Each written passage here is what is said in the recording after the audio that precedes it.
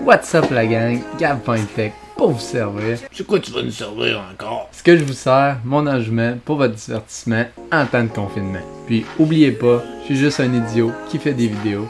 Donc avant de faire un move de cabochon, ben va chercher de l'information.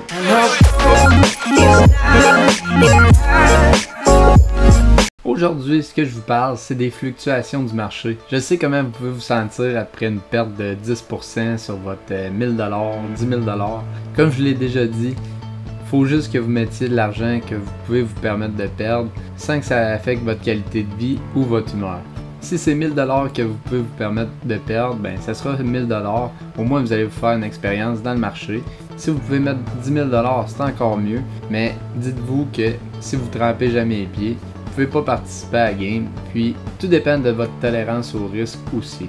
Une bonne moyen de gérer ce risque-là, c'est de vous garder un 10 à 20% en cash que vous pouvez vous permettre de placer.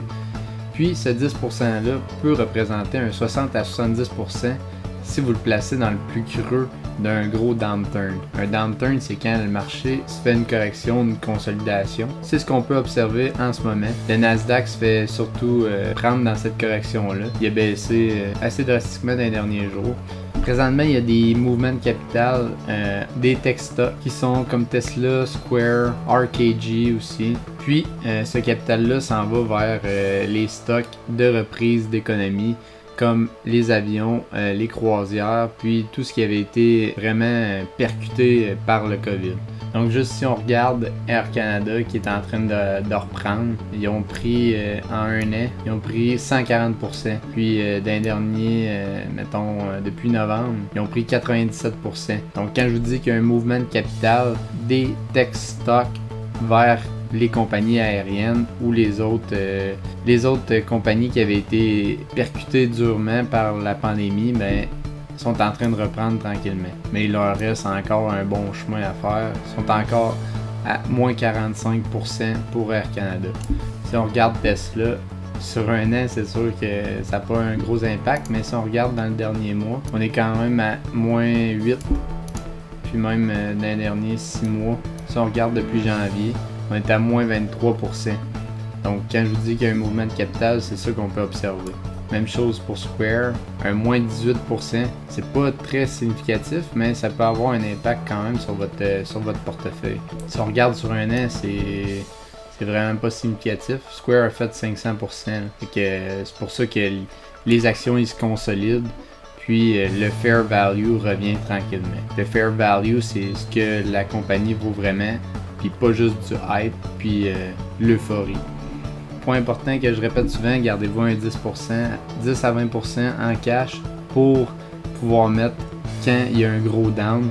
Là, le down, c'est vraiment pas grand-chose, mais ça peut être quand même significatif si vous venez de placer alors que c'était dans les all-time high. Donc ce 10%-là de votre portfolio peut représenter un 60 à 70% quand le marché va reprendre totalement. Si vous êtes capable de passer à travers les moments les plus difficiles dans le marché, vous allez vous remercier après ça dans les gros bull market parce que vous allez avoir fait beaucoup de gains, mais ça va avoir été difficile d'en placer pendant ces moments plus down du marché là. Comme pour ma part, en 1 à 2 semaines, mon portfolio a passé de 260 000, il est remonté à 310 000, puis il a descendu à 280, ce en 1 à 2 semaines.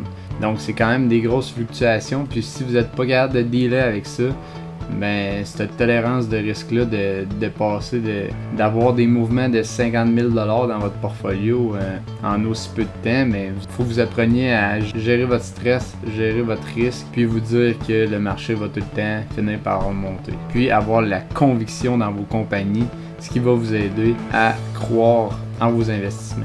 Donc c'est vraiment ça. Si le Dow Jones plante de moins 30, moins 40%, un peu comme il a fait durant le COVID, mais mon portfolio va être affecté encore plus que ça. Ça va être un moins 60 vu que j'ai pas des compagnies les plus stables, j'ai des tech stocks qui vont être plus affectés. Souvent, c'est les premiers affectés comme présentement.